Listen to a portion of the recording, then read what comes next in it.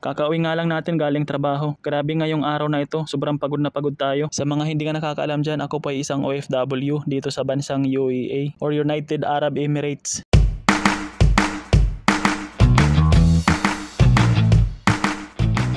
At ayun na nga, kakauwi nga lang natin galing trabaho. At sa mga hindi nga nakakaalam dyan, ang trabaho ko nga pala dito sa United Arab Emirates ay isa po tayong patient coordinator sa isang home care. At bilang patient coordinator, obligasyon natin na kunin yung mga supply ng mga pasyente at mga gamot. Kaya naman araw-araw nasa hospital tayo para kunin yung mga gamot ng pasyente natin. At bago nga tayo maging patient coordinator dito sa pinapasukan natin na company, naging caregiver muna tayo sa dating company at tagakuha din tayo ng mga supply at gamot ng mga pasyente doon. Nung matapos nga yung kontrata natin doon sa dating pinapasukan natin, hindi na nga tayo nagpa-renew dahil hindi na nga tinaasan yung sahod natin at tayo nga lang yung inaasahan ng pamilya natin sa Pilipinas. Kaya kailangan natin maghanap ng ibang company na medyo mataas magpasahod. Kaya naman nagdesisyon tayo na maghanap-hanap ng ibang mapapasukan at sa awa ng Diyos, nahanap ko ngayong home care na to. Yung kagandahan nga lang sa home care na napasukan ko is on time magpasahod at libre yung accommodation. At nagsaing na nga rin tayo ngayon para bukas ng umaga kakain na lang tayo. At paubos na nga rin itong bigas natin at pumunta na nga tayo ng kusina, dala-dala tong bigas natin.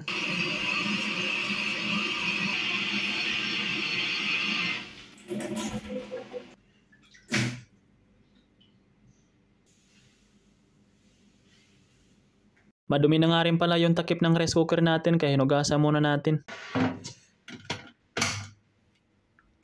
Pagkatapos nga natin magsaing, ibinalik ko naman tong slice bread natin dito sa ref. 3 araw ko na nga tong kinakain na slice bread. Kailangan nga natin magtipid lalo na yung sahod natin hindi gaanong kalakihan. Bilang isang OFW, gagawin nga natin ang lahat para makatipid lang. Bago nga tayo mapunta dito sa company ito, marami nga tayong na-applyan na medyo matataas mag-offer. Kaso wala namang libreng accommodation. Kaya nung mag-apply ako dito sa company ito at nung malaman ko may libreng accommodation, tinanggap ko na agad. Aanihin ba natin yung malaki yung sahod kung tayo rin naman na magbabayad ng bahay natin? Kaya ito na nga lang yung pinili kong company dahil may libreng accommodation nga at pupunta na nga tayo dito sa CR para makapaghilamos at makapag-toothbrush at wala nga tayong masabing negative dito sa accommodation natin dahil napakalinis at saka sobrang luwang at yung kagandahan nga dito sa accommodation namin ngayon nakaseparate yung lalaki at saka babae. May napasukan nga tayo dating company dito nga pinagsama-sama kami mga lalaki at saka babae. Yun na siguro yung pinakamahirap na sitwasyon na naranasan ko kahit nga CR iisa lang kaya naman nagpapasalamat ako na nahanap ko tong company na to. At pagkatapos nga natin mag-toothbrush at saka hilamos, dumiretso na nga rin tayo sa room natin. Nagbihis na nga rin pala tayo ng damit dahil basang-basa nga tayo. Mag-isa nga lang tayo dito sa room natin dahil nga nagpakabakasyon yung mga kasama natin. At sa wakas, after 12 hours na duty, makakapagpahinga na rin tayo. Pag umabot ka nga sa vlog ko, pa-subscribe naman. Paano ba yan? Hanggang dito lang muna tayo. Maraming salamat sa panonood ng vlog ko. Lumabas nga ulit tayo dito sa lungga natin. Nakalimutan ko yung cellphone ko. Nagbablog pala tayo.